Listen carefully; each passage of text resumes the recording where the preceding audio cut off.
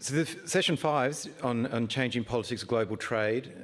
For this session, we'll first hear on the keynote address from Chandra, Global Agribusiness and Commodities Specialist, followed by a panel discussion. So we'll keep them separate. So if I may ask Chandra to join me up here. Quick background. Chandra, Global Agribusiness and Commodities Market Specialist. Chandra, as you all well know, is economist, senior journalist and policy commentator with a passion for agriculture, agribusiness, commodities markets and also international trade and development issues. Chandra will give his presentation, then we'll take questions from him on that. All right.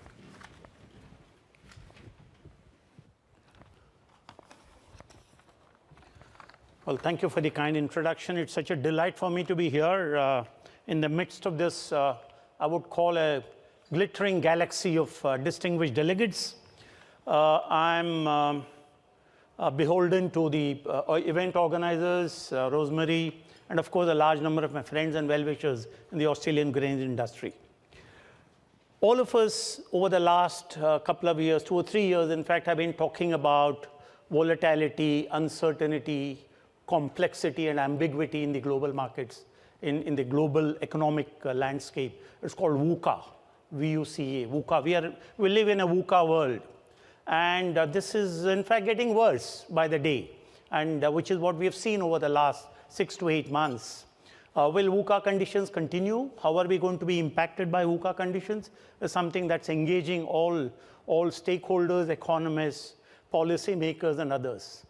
But because India is currently the focus of attention as far as the grains industry is concerned, grains markets concerned, for various reasons, possibly for the wrong reason, I'm going to be focusing more and more on the Indian situation. But let us look globally, let's look at the policy context.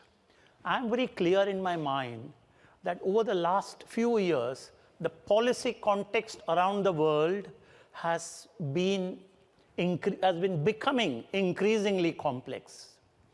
The policy context is becoming so increasingly complex that every country, whether it's the mighty United States or China, India, Russia, take any country for that matter, faces a dilemma. The governments of every country faces a dilemma. And the dilemma is, how do you reconcile the conflict between, the friction between domestic socio-economic and political compulsions on the one hand and the international obligations on the other hand? This is something no country is able to escape, and India cannot be an exception. India also faces the same dilemma. How do we reconcile judiciously, harmoniously, the conflict between domestic socio-economic and political compulsions on the one hand and international obligations on the other? And often we found the former, which is the domestic socio-political and economic compulsions, outscore the international obligations. And that's precisely what has happened in India over the last 1 year or so, and particularly with respect to the pulses market, and of course more recently with the wheat market and the wheat import policy. And therefore, we need to understand countries are under pressure, administrations are under pressure, policymakers are under pressure, governments are under pressure, and I think we need to take this on board. And this situation of succumbing to domestic socio-economic and political pressure is not something which is permanent. This is absolutely transient, transitory, it's temporary, just to tide over a particular difficult situation. I think that's something I would beseech each one of the delegates to actually appreciate. Now, coming to the current setting of the global agriculture and agribusiness markets, there are a large number of risks that the global economy is facing. You have geopolitical risks with high crude oil prices. You have serious and escalating trade frictions between two of the world's largest economies, the US and China, which can potentially turn into a trade war. Then you have a series of event risks, including obviously the Fed rate hike.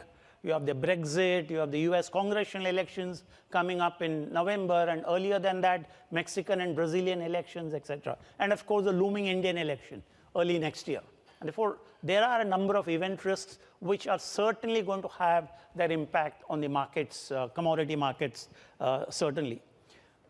The Indian economy, the fundamentals of the Indian economy, the macroeconomic indicators of the Indian economy are absolutely robust without any doubt, whether it is GDP growth or whether it is foreign trade, foreign exchange accumulation, FDI inflows and outflows, agriculture production. Most of the macroeconomic indicators are quite robust and quite positive.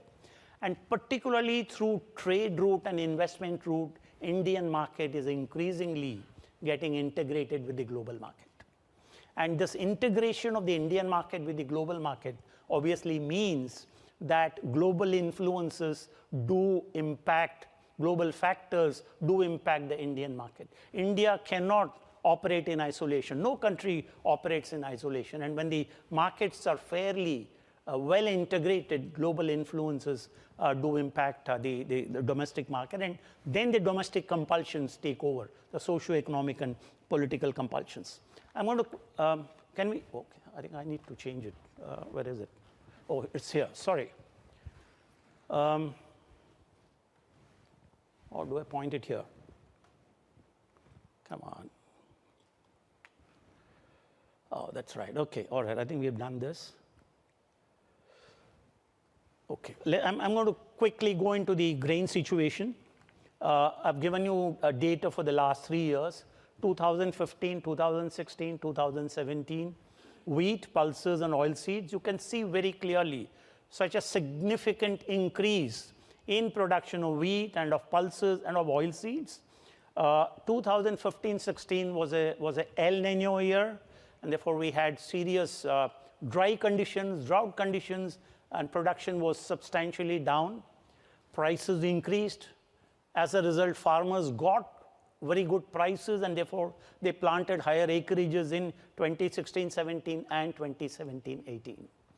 But that increase in production, coupled with unrestricted imports, unlimited import, or in some ways excessive import, actually started to depress domestic prices.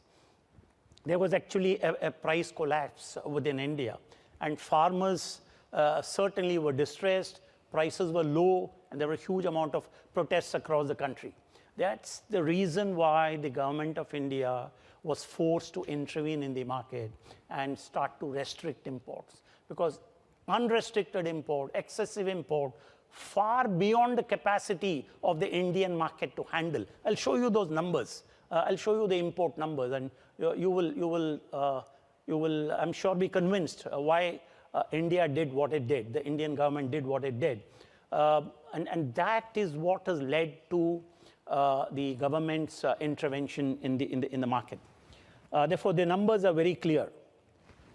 Look at India's output of pulses and wheat. I'm not looking at oilseeds in this slide. Look at pulses and in wheat, and look at the import numbers. 2016-17, there was a huge rebound of pulses production.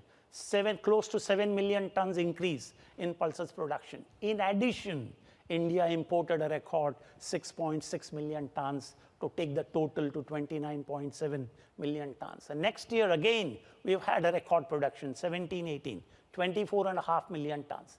Again, a very large import, 5.6 million tons, close to 30 million tons.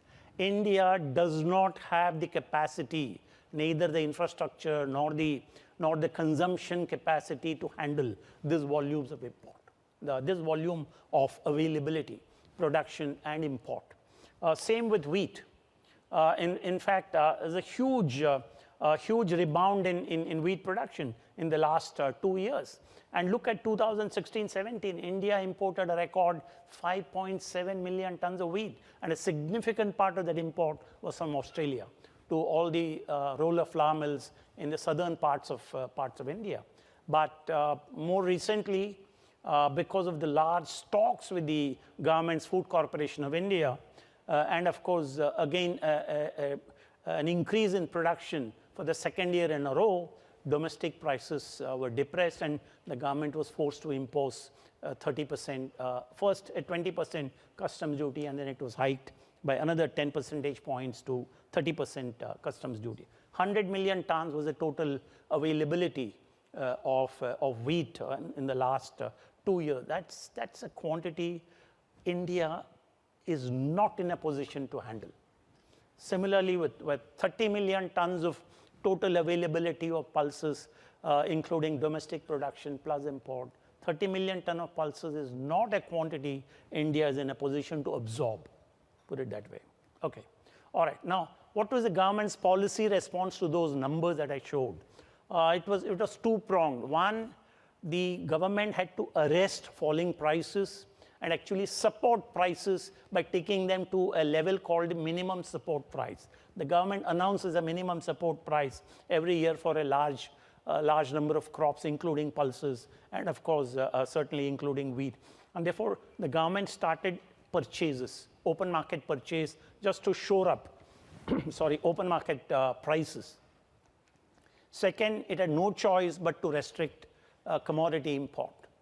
We cannot ban import of any commodity.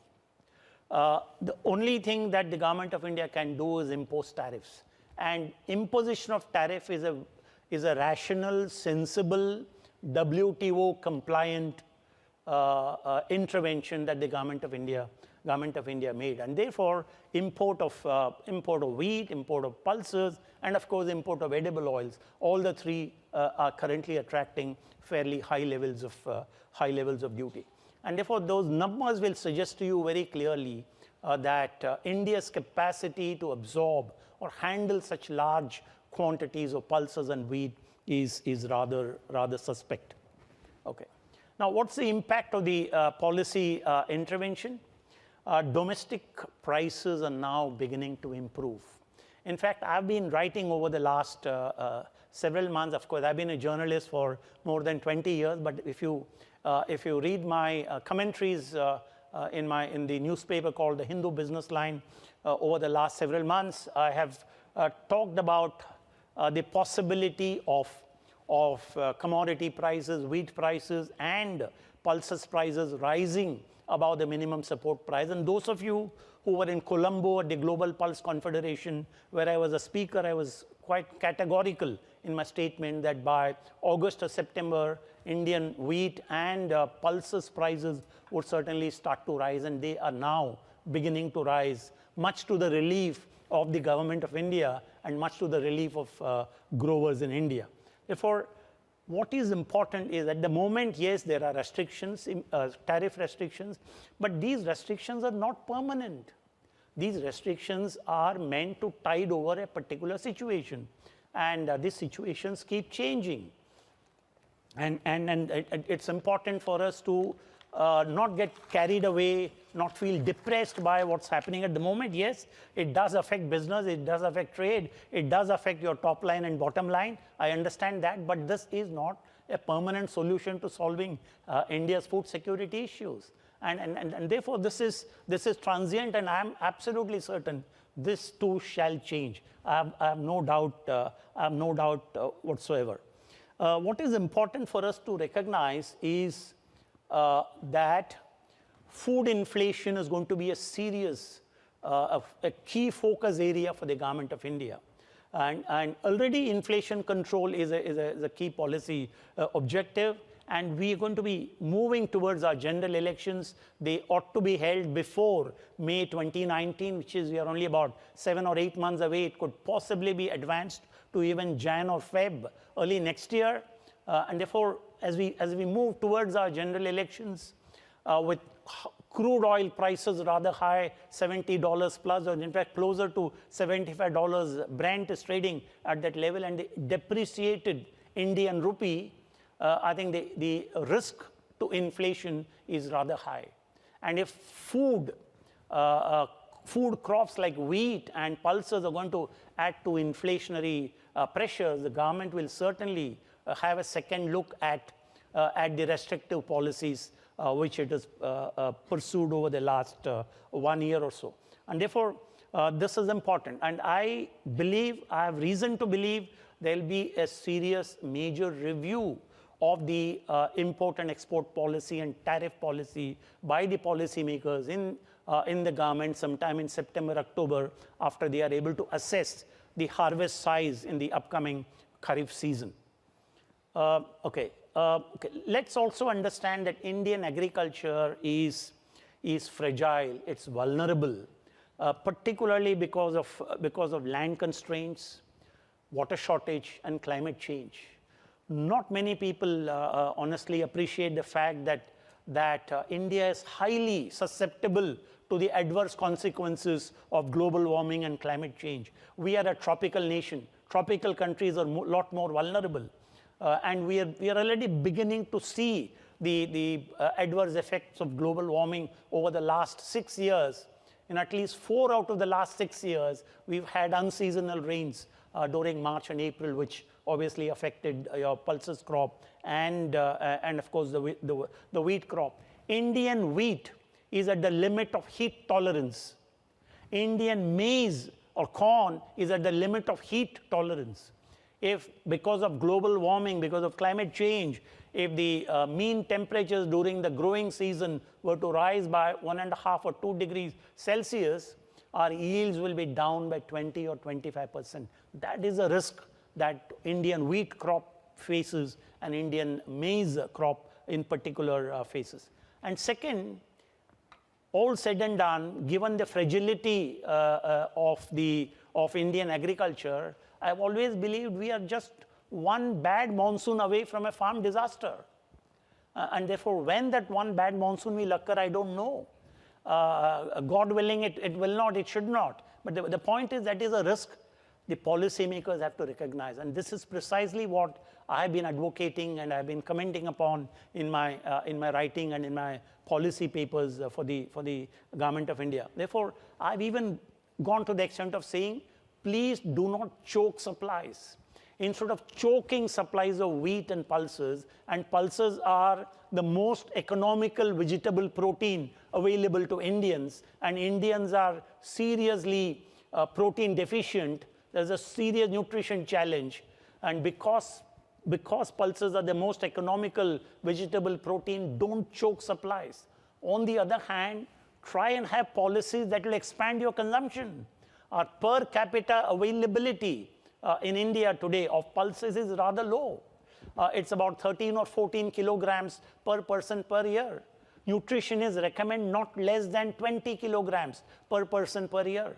And if our consumption has to go to 20 kilograms per person per year at the current population, we need to produce at least 30 million tons of raw pulses. And I think we are quite far away from reaching that 30 million ton production level. And therefore, I think we need to, because nutrition security is a big challenge for India, we need to be growing more, and what we cannot grow, we need to import. I think that's been my stand. Okay, very quickly, let's look at the outlook for 2018-19. We have 2 seasons. One is a Kharif season, the other is a Rabi season. Wheat is a Rabi crop. In 16-17, it was 98.5. 17-18, which was harvested in April-May 2018, was again 98.6. And the target for next year, that is April-May 2019, is 100 million tons. But believe me, in the last 2 years, 98.5 and 96.5 and 98.6, these 2 numbers, in my opinion, are highly overstated. I'm on record saying that these numbers are overstated. I was in Kyiv in Ukraine this April, 2 months ago, to speak in the Black Sea Grains Conference, where I made a categorical statement that I do not agree with this government number of 98.5 or 98.6 million tons of wheat production. It's actually overstated by 5 to 6 million tons. I look at the acreage, I look at the precipitation, I look at average yields, I look at several other conditions, and then I come to a judgment about wheat. Similarly, pulses. The Rabi crop of 2017-18 says 15.5 million tons of pulses, of which chickpea is 11 million tons. I don't agree with that number. I think the correct number should be closer to 9 million tons and not 11 million tons. Therefore, these numbers are overstated. And believe me, these overstated numbers are now catching up because the market is the final arbiter. Why should chickpea prices be going up now if the production is 11 million tons? Why are wheat prices going up now in India if we have such humongous production? I think these numbers, with due respect to the government of India, are somewhat overstated. And I think we've got to get back to very, very realistic numbers. Look at this. This is the latest the latest monsoon situation. Look at the red patch.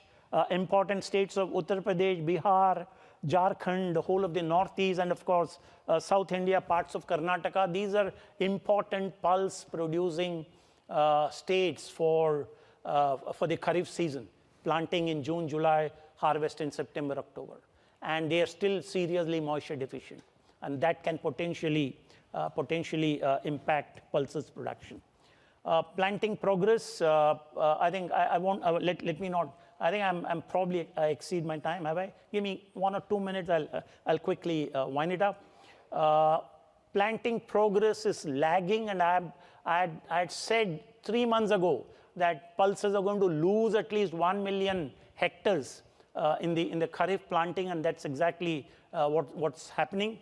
But the saving grace is that the government of India holds about 42 million tons of wheat that was purchased and is in storage with government agencies, and of course about 4 million tons of various pulses, including about 2.5 million tons of chickpea. So that will get distributed over the next several months, including during August, September, and October, which are festival months in India when consumption increases manifold. And therefore, the point I'm making is India is capable of surprising the world. You may love India, you may hate India, but you can't be indifferent to India. That's very important. And the way the Indian market is moving, I am convinced the current situation of low prices and certain surpluses on paper would possibly not continue for a long time. And we will get back to the market. My strong sense is the policymakers will review the inflation situation sometime in October after we know the Kharif crop size, and depending on crude oil prices, currency and crops, the 3 C's, crude, currency and crops, they'll have a review, and there is, I'm able to see a small window of opportunity for a rollback of the restrictions on pulses import. I think with that, let me say good luck and God bless you all. If you have any questions, I'll be happy to take. Yeah, I think that's it. Perfect. Yeah. Thanks, Chandra. So any questions? Do we have a microphone? You can use mine if you like.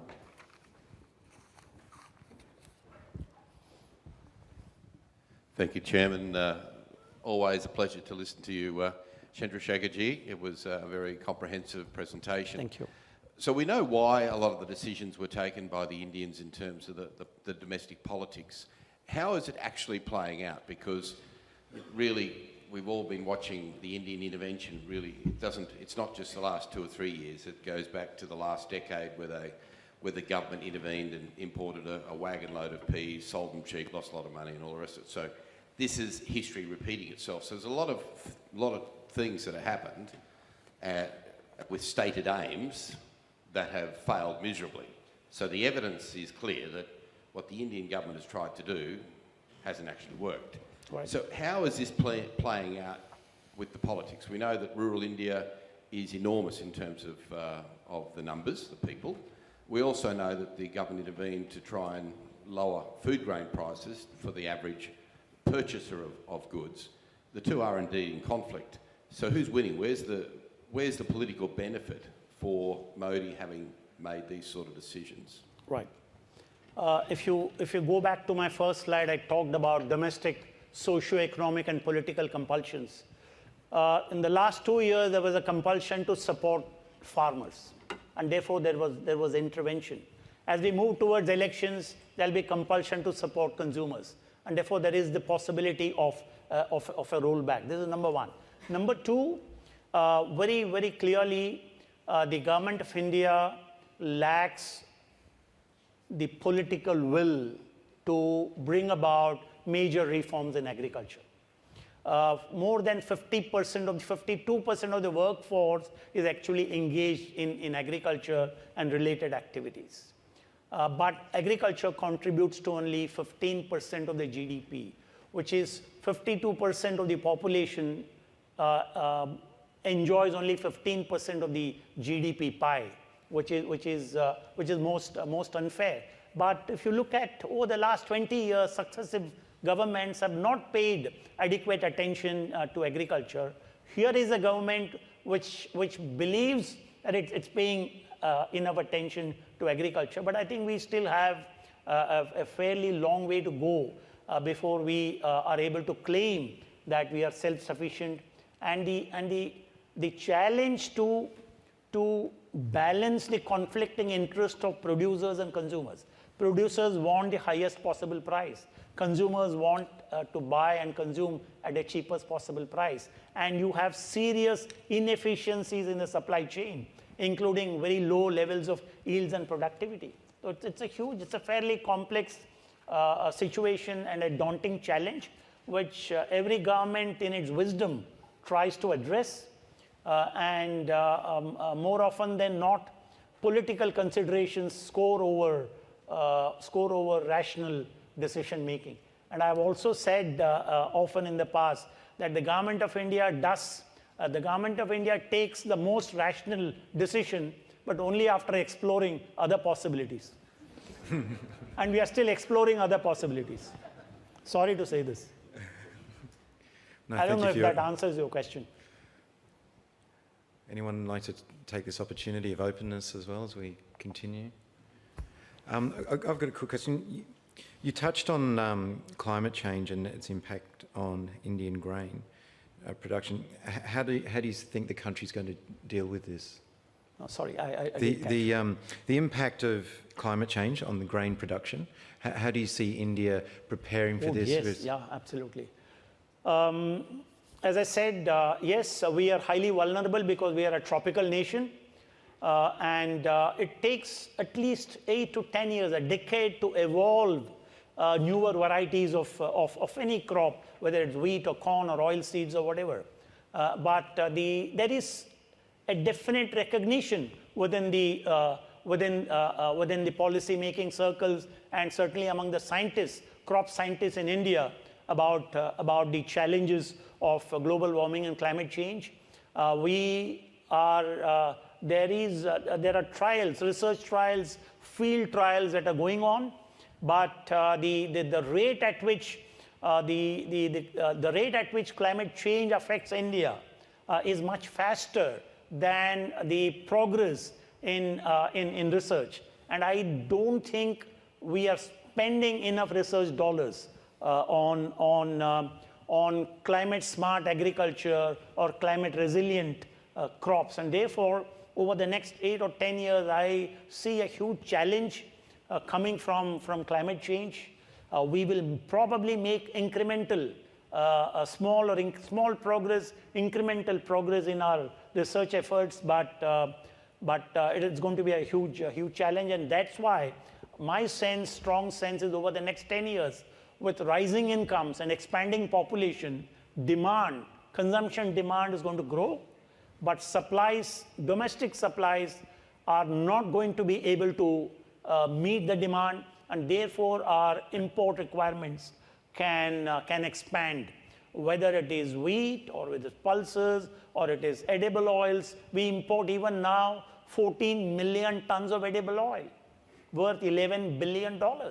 Big number, and this is going to worsen in the years ahead, and therefore we are doing something to address the climate issue, but the challenge is daunting, and I don't think we are actually equal to the challenge. Okay. Just one more question. We'll move. Chandrasekhar, Two more questions. are you make any comments about, I guess I've got two mini questions here. One is a follow-up to that one. Where do you see the role of GMO in terms of trying to rapidly get to some sort of adaptive thing? The second question, which is unrelated, sort of, is are we seeing any evidence locally in India? Let me first answer the first question, if you don't mind, because I may not remember the second question.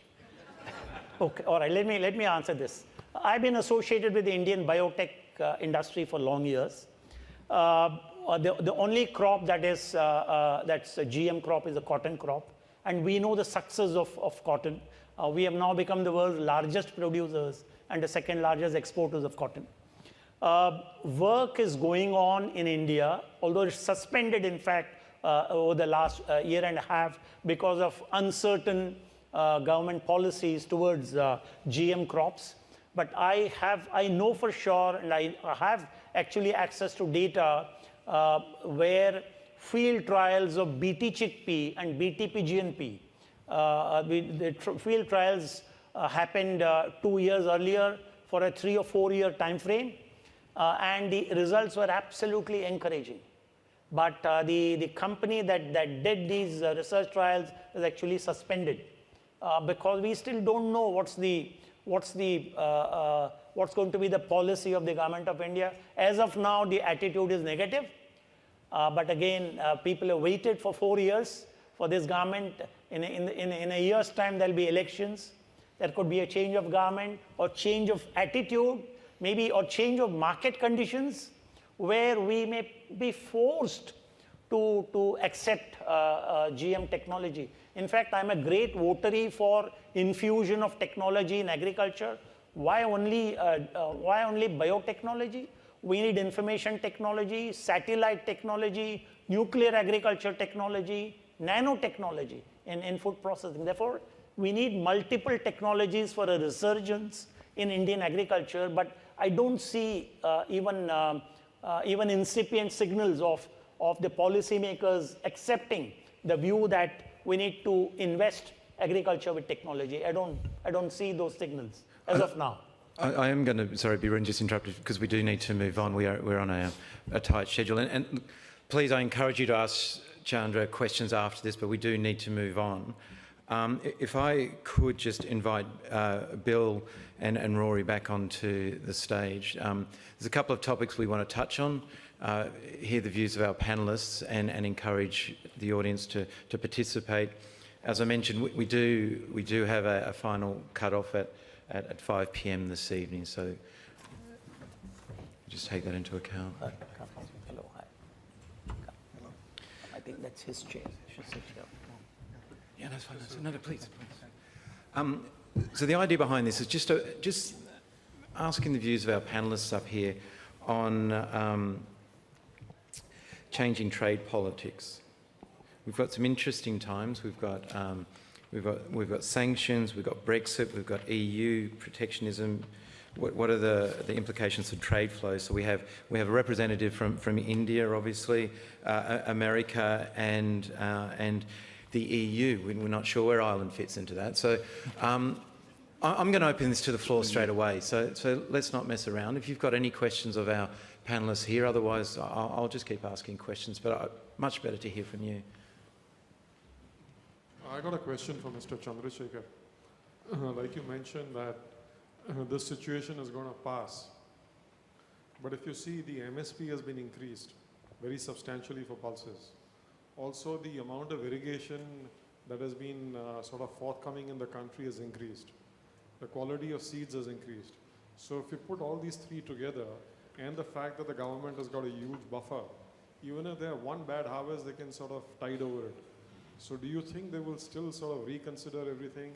Because also what the government is trying to do, as I understand, is that give a high MSP to the farmer, but subsidize the consumer. So they can achieve both these objectives without sort of changing their policies. With due respect, I must mention the area under irrigated cultivation has not expanded significantly over the last 15 years, and I track it on an annual basis. We spend enormous amounts of money on irrigation, but most projects have cost and time overrun, and most projects for the last 15 years have not had the last mile connectivity. And therefore, there are issues in the irrigation project, there are political interference, etc. And therefore, it may not be correct to say that our irrigation is expanded.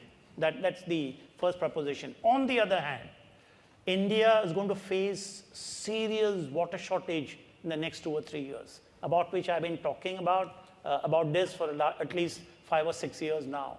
2020 is a time India is going to face serious water shortage. Water table has gone down to alarmingly low levels. Soil health in frontline states like Punjab, Haryana, Uttar Pradesh, soil health has deteriorated. In fact, an ecological disaster is waiting to happen in India. These have to be addressed. This is because of grain monocropping. Rice, wheat, that cycle has been going on for 25 or 30 years. We need to break that. We need to have crop rotation. But there's so much of political pressure not to change this, including the procurement by the Government of India, that it needs extraordinary political will to break this grain monocropping, rice, wheat cycle, which actually is an ecological risk for India. But there is no political will that I'm able to see. Therefore, expansion in irrigation for irrigated crops probably is increasing at a very, very painfully slow rate. Therefore, there's no dramatic change in the irrigated area under major crops. There is a lot of expenditure on drip irrigation, for example, but all that's going to fruits and vegetables, the horticulture crops, and not to field crops like oil seeds and grains, etc. The second point was seeds. Yes, of course, we spend a lot of money, we research and come up with new varieties, but farmers' adoption and absorption of new varieties of seeds is rather limited.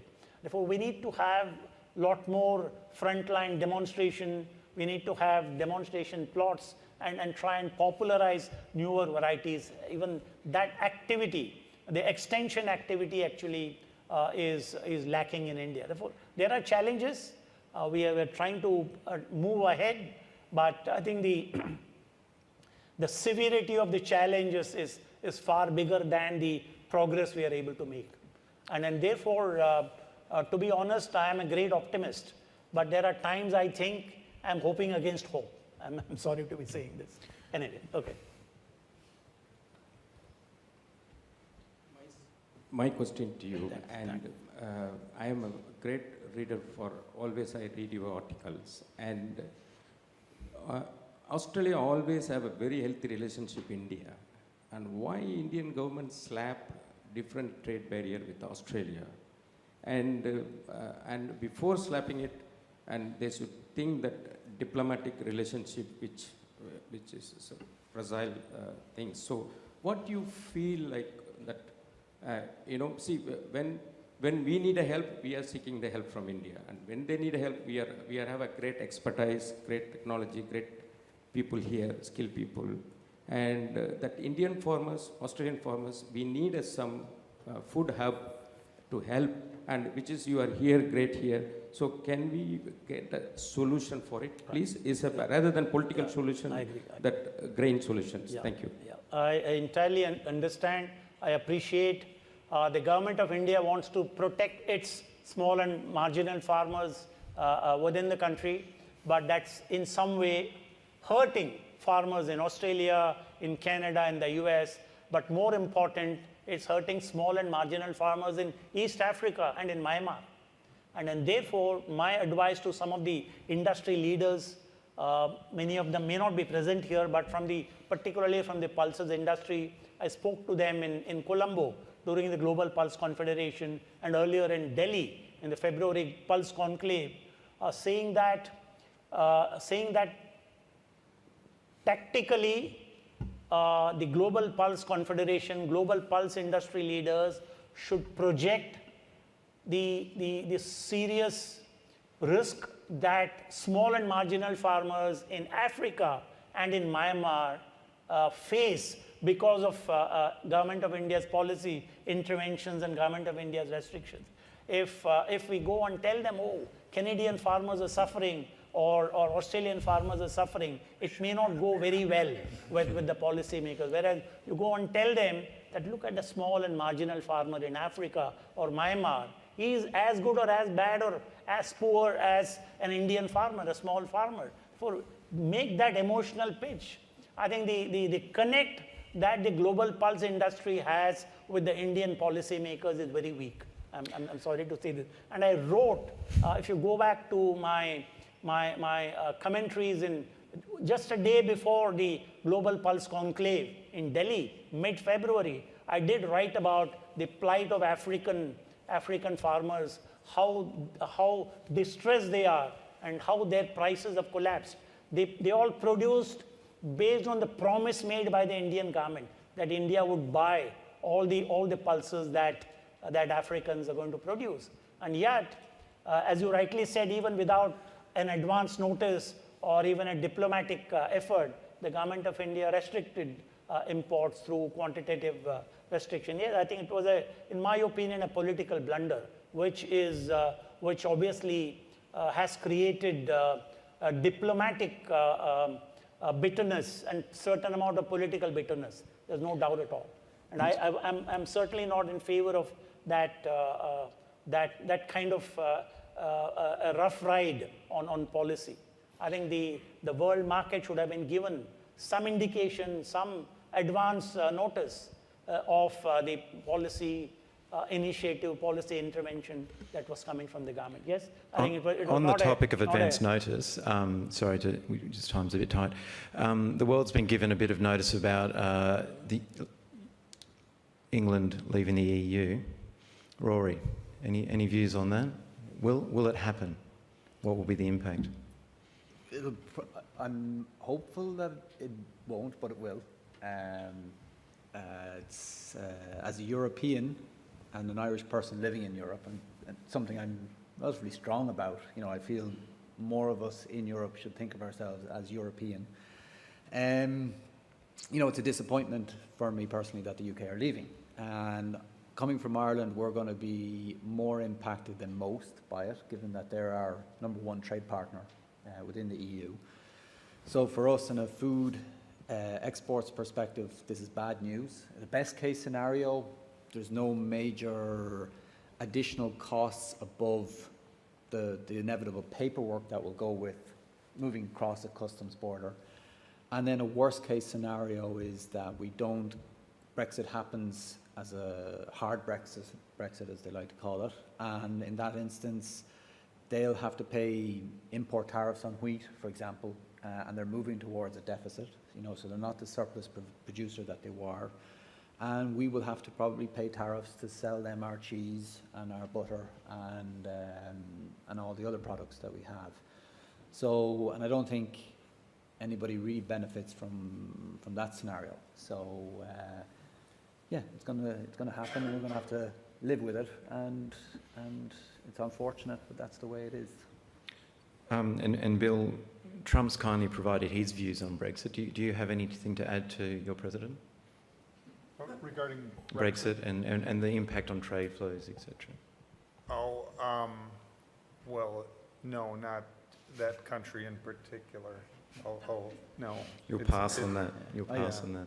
Yeah, at a very high level, Brexit's not going to impact your world as such here in Asia, Australia. It's not going to reshape trade in that sense. At a very local level around the UK, it inevitably will. I think, oddly enough, a lot of UK people today would probably like to have somebody like Donald Trump at the helm, because no disrespect to Theresa May, but she's making a dog's dinner of the thing so far. Pat, you had a question? A question for Rory. The EU seems to also like to impose its will on people in terms of its regulations around chemicals and residues and so forth around that. Do you see any light at the end of that tunnel, or are we going to have to, perhaps like Brexit, learn to live with it? Yeah, if you like Brexit, one of the core, a lot of the rural community and agriculture community were pro-Brexit to get out of it. And they're, financially, they'll probably be worse off because of the direct payments they won't be receiving unless the UK government decides of their own accord that they're going to maintain payments to the farmer. One of their real bugbears is how much the EU was telling them what to do and how to grow their crops and what they could spray and what they couldn't spray and all of that. And it does, from my perspective as a farmer, it can be onerous at times having to tick all these different boxes and be restricted in how I can apply. Like the one coming down the tracks is limitations on glyphosate, Roundup. That's going to be really tricky to manage weeds without that. And that's really benign chemical. Like there's a lot of other chemicals out there that we can freely use that arguably are more are less safe than glyphosate. And the other one is related to canola and the neonicotinoids. We have restrictions on what chemicals we can use. Neonicotinoids because of bee policy in Europe. So it's and where beef farmers in particular in Europe get very frustrated is when we import beef from Brazil, and on one hand we got all these restrictions on how we can produce beef, and then Brazil at least the farmer thinks that Brazil has much lower standards, and there's an imbalance there. Light at the end of the tunnel? No, Europe's a big giant bureaucracy, and they don't change too quickly. Bill, NAFTA, if the US, if they change or withdraw, are we going to see major changes in trade flows on that? Well, the first question would be, will we withdraw? And it's been my contention for some time that there's no deadline for NAFTA. There's no expiration date. There's no point in time where it's going to cease to exist. It seems like we're closer, even with the new Mexican administration. It sounds like there's a greater agreement on some of the issues that were contentious, such as auto trade and auto parts. I still have my doubts that we will get a NAFTA, and if we do get one, it'll be a NAFTA light. It won't have much in the way of changes to existing policy, but it might incorporate things that literally didn't exist in 1993 when NAFTA was created. I don't think it's going to have a trade restriction. The what you call it, the Six Sigma event or the Black Swan event would be for the U.S. and Mexico to come down to a trade skirmish where Mexico developed other sources for feed grains, and that would change trade flows, I think, more dramatically than even the soybean tariffs that China has imposed on U.S. soybeans. Okay. We've got time for one more question. Hi, this one's for Rory, again on Brexit and the EU. So, obviously you're a fan of being a European, but Brexit is probably potentially the start of a number of increases in Euroscepticism throughout Europe. We've got issues in Europe, Hungary, Poland, even Austria. Italy. And Italy. Do you think, what's your opinion on how Europe will actually survive as a sole trading bloc in the next 10, 20 years? Yeah, that's, I ponder that question myself. I think there's a big demographic consideration. I'm from, when I speak with my demographic of my age group and industry I'm involved in across Europe, nobody in Poland or Italy or anybody else wants to leave the EU for all that it's good and bad about it. But there's a demographic of people that are not not very wealthy, that are not I don't want to say not through any fault of their own, but they're not very well educated. And I can see how they can lay a lot of the blame of their circumstances on the European Union and how people could exploit and create that picture. And that's the demographic that can create another Brexit. I think a lot of it will be about how the UK, when Brexit happens and in 10 years' time, the UK is like a little Switzerland or a little Norway and their economy is doing well and they've got over all of this and it looks like it's worked out well for them, then there's going to be a lot of countries that will say, yeah, worked out for them, why couldn't it work out for us?